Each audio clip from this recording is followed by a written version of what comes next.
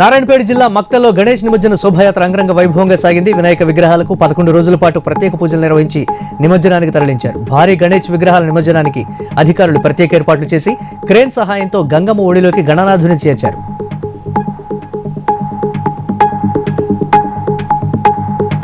బాపట్ల జిల్లా కొరిసపాడు మండలం మేదరమెట్ల గ్రామంలో సంపూర్ణ చంద్రగ్రహణ సమయంలో రోలుపై రోకలు నిలబెట్టి చంద్రగ్రహణాన్ని నిరూపించారు.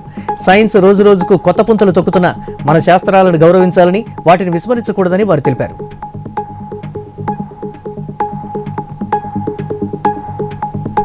బంగారు తెలంగాణ ఫోక్ ఆర్ట్స్ అకాడమీ వ్యవస్థాపకుడు విక్కీ మాస్టర్ ఆధ్వర్యంలో international level Kuchipudi dance competition చిక్కడపల్లిలోని త్యాగరాయ గాన సభలో నిర్వహించారు.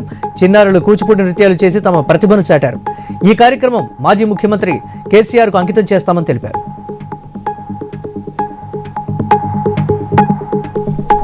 సంపూర్ణ చంద్రగ్రహణం అనంతరం శ్రీ బాసర సరస్వతి అమ్మవారి ఆలయంతో పాటు ఉపాలయాలు మహాసంప్రోక్షణ అనంతరం తెరుచుకున్నాయి.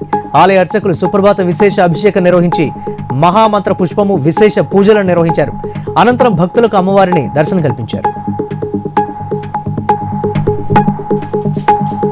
చంద్రగ్రహణం అనంతరం శాస్త్రోక్తంగా యాగంటి ఉమామహేశ్వర స్వామి ఆలయ ద్వారాలు తెరిచారు. ఆలయ అర్చకులు శుద్ధి సంప్రోక్షణ నిర్వహించి శ్రీ స్వామివారి దర్శనానికి భక్తులకు అనుమతిచ్చారు.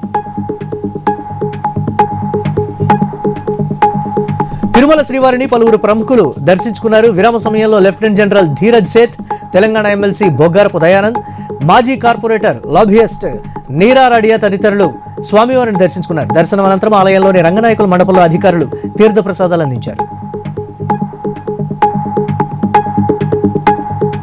సంగారెడ్డి జిల్లాలో దారుణం జరిగింది. ఐడియల్ బొల్లారం పోలీస్ స్టేషన్ పరిధిలో జయప్రకాష్ అనే యువకుడిని గుర్తు తెలియని వ్యక్తులు హత్య చేశారు.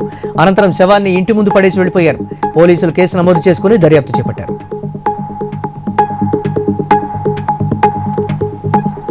పల్నాడు జిల్లా పెదకూరపాడు నియోజకవర్గంలోని అమరావతి అమరలింగేశ్వర స్వామి దేవాలయం చంద్రగ్రహణం అనంతరం తెచ్చుకుంది. ఆలయ శుద్ధి కార్యక్రమం చేసి భక్తులకు అమరలింగేశ్వర స్వామి దర్శనం కల్పించారు.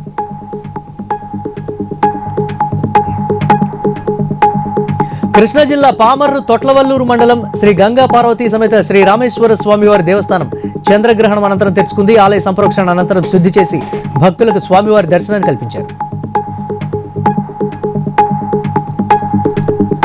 ప్రకాశం జిల్లా జరుగుమల్లి మండలం పాలేటిపాడు వాగులో పడి కోయ వెంకటేశ్ అనే యువకుడు మృతి చెందాడు. ఇంటి ముందు పందిరి వేసేందుకు కర్రల కోసం వెళ్లి వాగు దాటే క్రమంలో అందులో పడి ఉంటాడని గ్రామస్తులు భావిస్తున్నారు. మృతుడి సోదరుడు వెంకట్రావు ఫిర్యాదు మేరకు జరుగుమల్లి పోలీసులు కేసు నమోదు చేసి దర్యాప్తు చేపట్టారు. షార్ట్ బ్రేక్ తీసుకుందాం. State you.